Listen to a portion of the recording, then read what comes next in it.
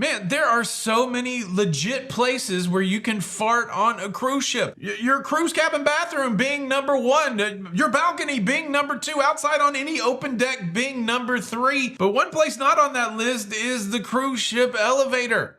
If you're meeting someone or running into somebody that's farting audibly in a cruise ship elevator, you got to avoid that annoying cruiser. Avoid them. Plus these other 10. I got a list. Let's go.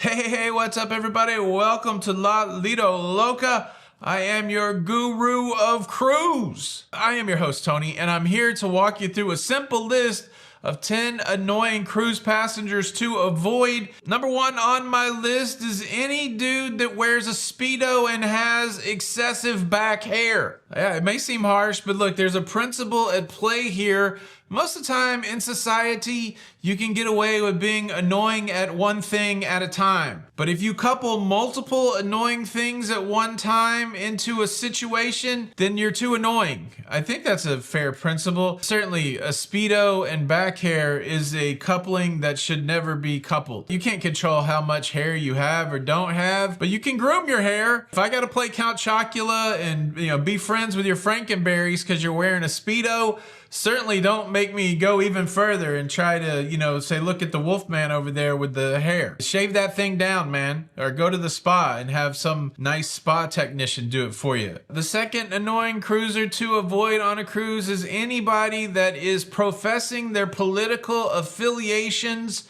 through the clothes that they wear. I don't care what side you're on. I don't want to see your MAGA hat if you're on that side, or your Gulf of Mexico established 15, 18, whatever t-shirt if you're on the other side. We all go on cruises to enjoy cruising. We don't go on cruises to continue this political discourse that's so divisive in our country. There's nothing worse than getting an assigned seat at a shared table at the main dining room, and as soon as you sit down, somebody wants to start politicking with you. I just want to sit down and have my prime rib and creme brulee. I don't care what your thoughts are on taxation. Number 3 on my list is avoid anyone who is willfully not washing their hands. One of the biggest challenges for people traveling in a communal setting, which cruising is getting sick. So if you're in the restroom and you see somebody not washing their hands after doing their business, or you observe somebody trying to get by the washy-washy person at the buffet, don't interact with that person at all. Don't be at the same bar. Don't be anywhere where they're gonna be touching stuff, because sure enough, their funky, dirty hands are gonna get you sick. Wash your freaking hands, people. I think honestly, if you don't wash your hands in the bathroom after you've gone to the bathroom and it's observed by like the crew or something, I think you should have to wear I was gonna say a scarlet P, but it seems like, a brown P might be better. Avoid that guy. He's got the brown P badge. Or yellow P. I don't know. But it's gross. That's what I'm saying. The whole thing's gross. The 4th annoying cruiser on my list that I think you should avoid is any cruiser who does not complete the electronic muster station process quickly, and any cruiser that comes late to an old traditional muster station process. Because those two actions there, not completing your e-muster process in a timely fashion or coming late to a regular muster, is telling the rest of the cruise ship that they don't give a crap about you or your safety, and they should be ostracized. They should be shunned. Who are these people that think, I don't have to do the safety brief. Everybody else has to do the safety briefing. I don't have to do the safety briefing. How about that? Suck on a tomato. These are the people that you want to avoid, because if they don't give a crap about the ship sinking and what's going to happen when that happens, then they don't give a crap about anything. Number 5 on my list, and this one's pretty serious and it actually goes beyond annoying. I would say avoid any cruise passenger that seems overly aggressive from a distance. Like if you see somebody at a distance and you can kind of see that they're aggressive, public display of aggression around crowds of people is a good indicator that this is probably a person that will become more aggressive if the situation arises. These are people that you want to avoid. Now I know everybody in this day and age of 2025 is like, I'm standing up for everybody. I'm fighting for everybody. You got to be careful on a cruise ship because it's a big swath of humanity there. The odds are good. The more altercations you get into, eventually you're going to run into a person that's ready to take that altercation to a physical level. The one example that plays out in my head is somebody tried to course correct a loud guy in a cruise ship theater, and that guy snapped and broke a glass over the guy's head and caused serious injury. Certainly, did the guy have the right to speak up? Sure, you can say whatever you want, but he ran into the wrong guy at the wrong time, and unfortunately, you don't really know who's the wrong guy at the wrong time. I would avoid anybody that is aggressive because you do run the risk of getting into a physical altercation. We're halfway through the list. It's a great time to invite you to subscribe. If you like staying up to date with everything going on in cruising, please consider subscribing with the notification bell on. And it's also time for a dance break. Dance break. Here we go. Get up. Get up. Dance break.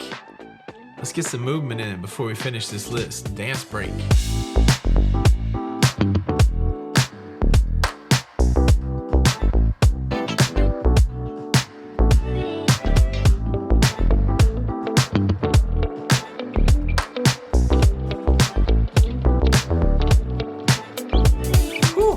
Dance break. Number 6 on my list is anyone who eats their salad with the wrong fork. It happens all the time. It's a real epidemic on cruise ships. I spend hours upon hours just observing people eating their appetizers and their salads on cruise ships. And so many times people don't know which fork you're supposed to eat your salad with. Now, there's some cruise lines out there, I'm not gonna say any names. Hey, you may wanna keep your fork. They just give you one set of utensils and they want you to eat with the same utensils every course. They want you to just lick that fork off and eat your entree. But some places, they got a whole place setting out there. You got a couple forks and you got a knife and you got all kinds of stuff like that. The trick is you eat from the outside in. So if you ever go from a setting, most of the time you're just gonna eat from the outside in, or the smaller fork is the salad fork. But what I'm saying is, regardless of what the cruise line's doing, if you've got somebody eating a salad with the wrong fork, that is probably somebody you want to avoid. And look, just between you and me, I'm just kidding on that one. It doesn't really matter which fork you use for your salad. I just want to see who will flame me in the comments, because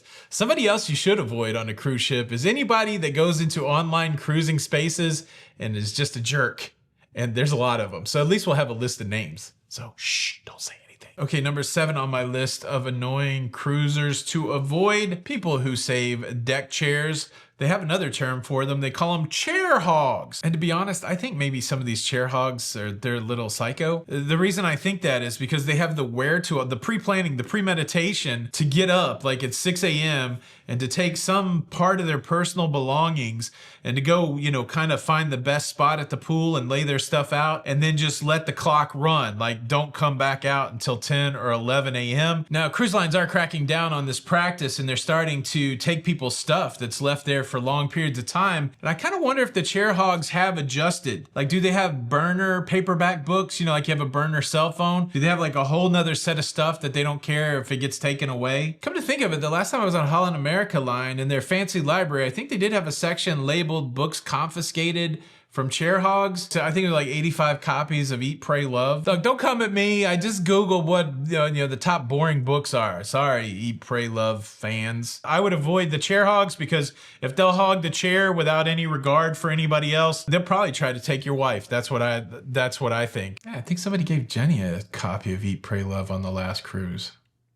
Number 8 on my list, and this person should be avoided at all costs, another person that should actually be banned from cruising and shunned from the entire cruising community: anybody who touches communal food with their bare hands. Come on, you guys know me. I always say pack your patience. That's true. When you cruise, you gotta pack your patience. And I can put up with a lot of stuff, but one thing I can't tolerate, and I don't care how cute you are, if you reach in the fried chicken pan on the buffet and you pull out a drumstick and you lick it and start to eat it at the buffet line, well, that's a bridge too far, because other people, they gotta get the chicken, and now your hand has been in there and you've opened your mouth and your spit tile has gone everywhere. Do not touch the communal food with your bare hands. Use those nasty tongs.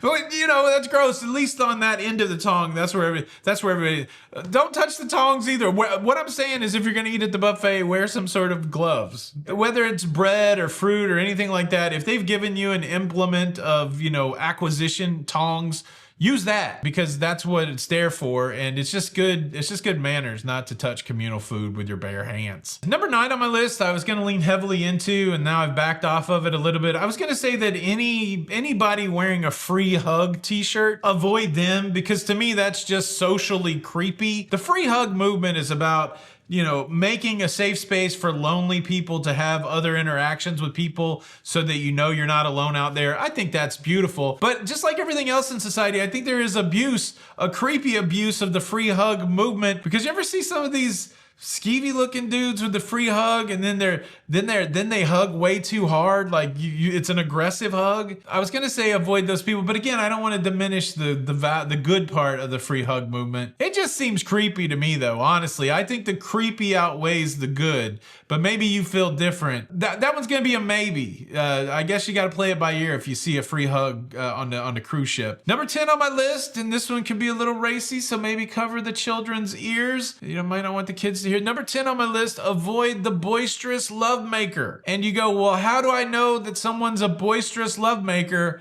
Oh, you would know. Sitting in your cabin watching Family Feud reruns. You know, the one where the guy tells Steve, cupine. You know the one, cupine, but you can't hear the cupine punchline because you got When Harry Met Sally going on next door. I don't need to know what your bow chicka wow wow sounds like. You know, and if you are about, maybe bring a muzzle. I don't know. Said a lot. And there's a lot more to say. This is just part 3 of my practical cruise tip series. You can see the rest of the videos right here. Thanks for watching this episode. Subscribe for more. Tony for La Lido Loca. Until next time, we'll see you on the Lido. Bye.